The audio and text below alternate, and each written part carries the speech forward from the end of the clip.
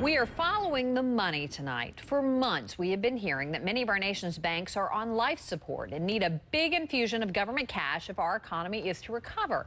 But now, some of those banks are saying thanks, but no thanks. They're either trying to send the money back, seriously, or refusing to take the very bailout they begged for in the first place. So what is happening?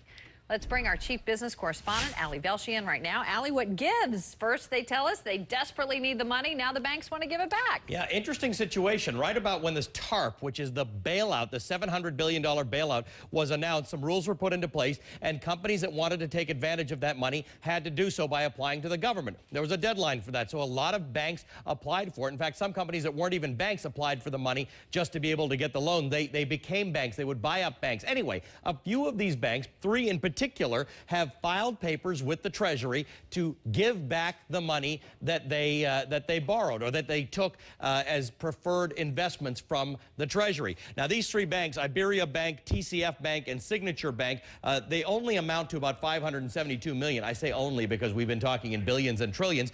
They have applied to give it back. Treasury has 30 days to look it over and accept the money back. Now, here's the bigger issue. These are the ones that have officially applied. Take a look at these ones, which have publicly said that they're interested in giving back the money. JP Morgan Chase, $25 billion in money from the government. Goldman Sachs, $10 billion. PNC, $7.6 billion. U.S. Bancorp, $6.6. That's $50 billion. Why do these ones want to give it back? Because they feel that the rules that the Treasury imposed upon banks that took money from the government are too stringent. They feel, for instance, some of those rules on executive compensation won't allow them to attract the people that they want to attract to run their businesses. So they are interested in giving this money back. So there is actually a silver lining in all this, right? Yeah, I think there are probably two silver linings. One is, clearly, all of the nation's banks are not in the dire straits that we all thought they were. That's good news. And by the way, some of the big ones, like Citigroup, announcing this week that they will probably have a profit in the first 3 months of 2009. The other silver lining is, Campbell, we'd been talking about rules. Seems like the rules work. The government said, we'll give you some money,